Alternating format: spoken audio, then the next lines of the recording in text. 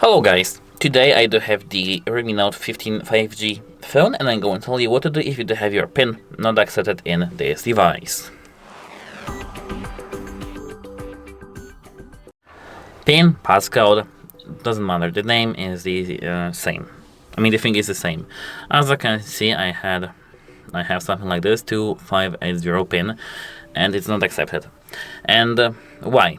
If you are sure that you are inserting the correct password, if you are typing the correct password, correct PIN for your device, you have to go to the device support with the proof of purchase, but you have to be 100% sure that you are entering the correct password. If you are not 100% correct, we need to do something different. If you have the access to your phone via the fingerprint or something like that, or if you do just or with the face unlock, that's nice. Do a backup in the settings. If you want to how to know to do a backup, you need to check our channel because we have a video for that. And if you don't have the access to your device, the only thing to recover the device, the phone itself, is to do a factory reset. So at first, hold the power and volume up and scroll to the power off with this white circle. Now, as you can see here, we do have our phone turned off, and what we have to do now is to actually hold the power button and volume up. Now, when you feel the vibration, release the power.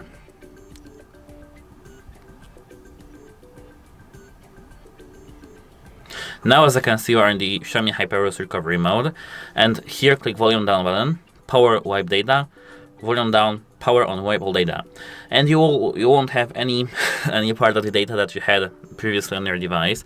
But the only thing that will be here is your Google account.